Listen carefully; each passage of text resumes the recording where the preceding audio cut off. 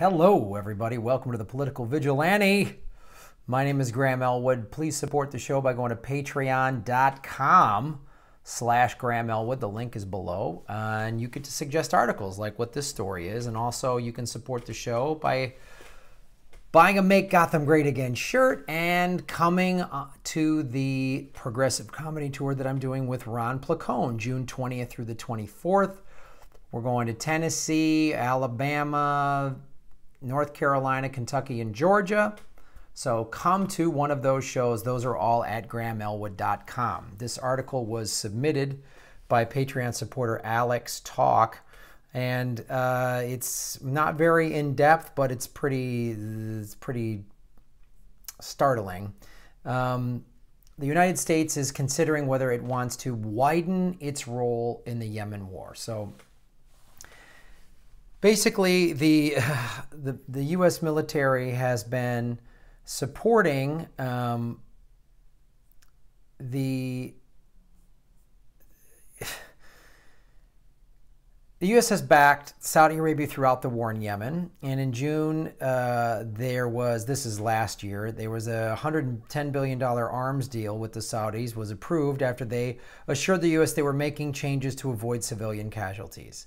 Right? This is the kind of insanity that happens in this government. So we've been in Yemen since 2016, but maybe even before them.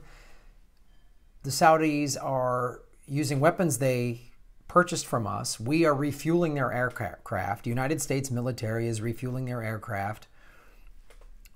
It's American-made weapons. We're helping create the worst humanitarian crisis in history. Yemen is the poorest country on the face of the earth. There are currently 130 kids every day that are dying because of bombings, because of blocking. There's like a blockade in the port, so they can't get humanitarian aid. They can't get food. There's like, I think, a cholera outbreak. I mean, it's just insane. It's medieval how they're being treated.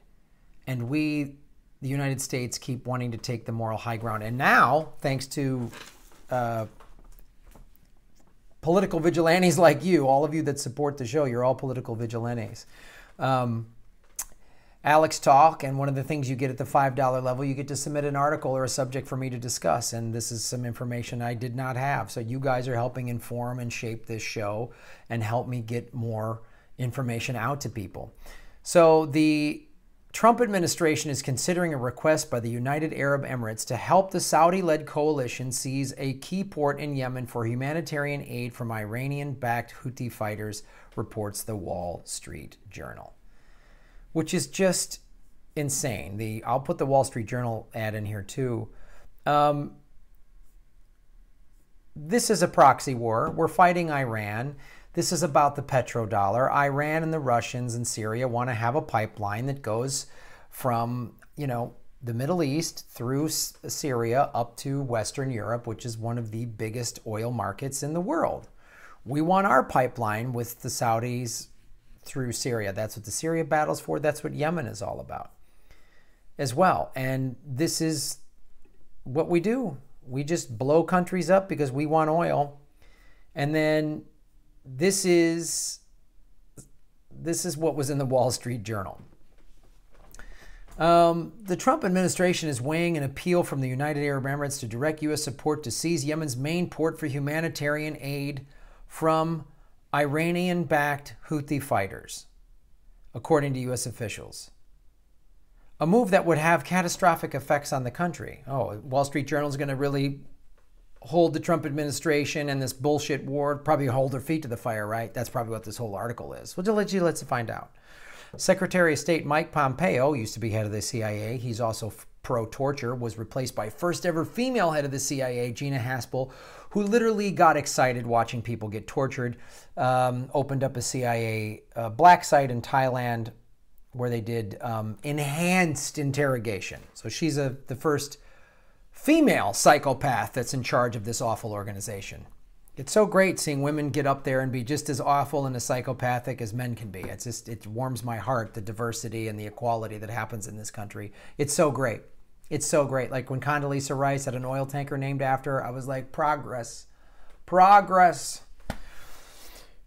Secretary of State Mike Pompeo has asked for a quick assessment of the UAE's plea for assistance such as surveillance drone flights. Oh, they'll just be doing surveillance. They won't blow anything up. To help a Saudi-led coalition retake.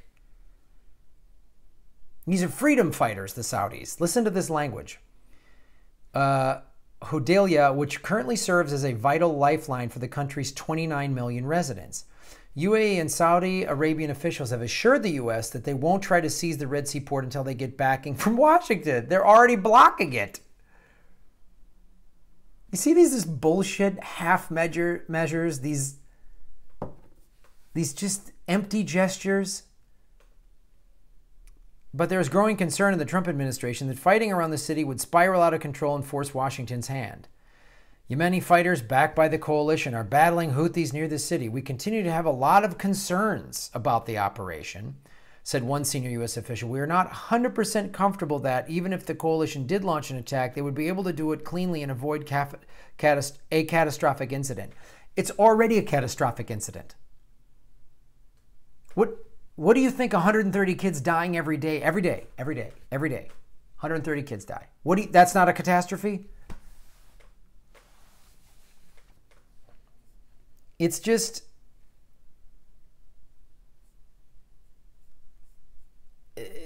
bullshit double talk. I mean, it's just preposterous.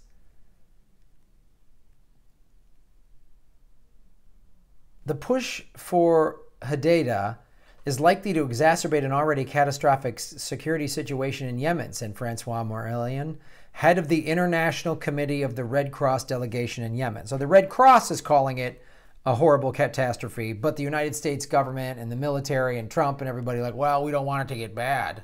You don't want what to get bad? This horrifying situation to get bad? Oh.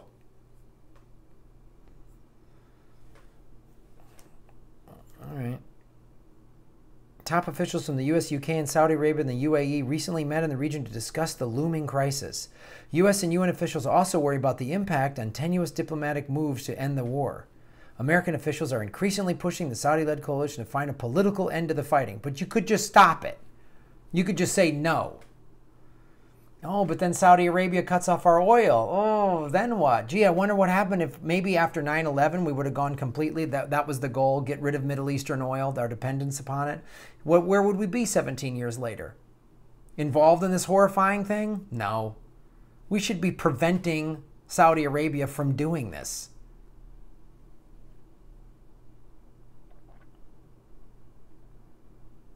We are all very concerned about the possibility of humanitarian consequences of the Battle of Hodeidah, said the UN Special Envoy on Yemen. That's got to be awesome. If one of your kids was dying every day, you had friends blown up by all this nonsense. Be great to just hear these assholes. Well, we're weighing all options and blah, blah, blah, blah, blah, blah, blah, blah, blah. Meanwhile, everyone's getting murdered. Well, it's a serious situation. Like, nobody gives a shit. None of these assholes care. This is buried somewhere in the Wall Street Journal. This is the title, U.S. weighs expanding military role in Yemen. They still might. They're weighing it. They're weighing it. It's not, this is an awful idea, end this war now, because the press is the watchdogs, we're stopping these bullshit wars. No, they just co-sign it, and then they think by saying, well, it's kind of, one person from the Red Cross says it's a catastrophe, so there, we did our fair reporting. We did our fair reporting. We did our fair reporting. There we go. We're good. Meanwhile, Kim Kardashian is having a thing or whatever, right? It's ridiculous. Thank you for supporting the show, you guys. And thank you, Alex Talk, for being a Patreon backer. You can be a Patreon supporter, too. All the links and everything are below. Like and share these videos. Make sure you subscribe. We've jumped up to 9,400 subscribers. Now it's holding at 9,400. So they're going to unsubscribe you and everything like that. I'm sorry it's taken me a little longer to move over to Steemit, but I will have videos on Steemit, and I will have videos on Dailymotion. Thanks for watching. So this is why you need to stay involved and keep getting these little victories. Like I talked about Gail McLaughlin. She ran for lieutenant governor in California and just lost in the primary. But look what she did in her little town of Richmond, California. 7 city council seats. 5 of them were progressives. And she beat Chevron.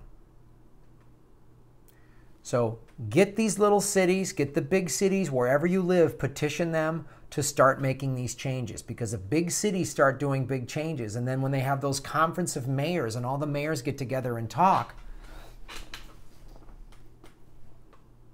get the information, get the statistics to say this will help the city, it'll save the city money. It's like the Inconvenient Truth sequel, where Al Gore goes to that mayor of that very red town in Texas, like the reddest city and the reddest county and the reddest state, and he's like, oh, we went to clean energy because it was just cheaper for our city. You know, if your city goes to solar and wind power, in 20 years, the city's going to be making money off electricity.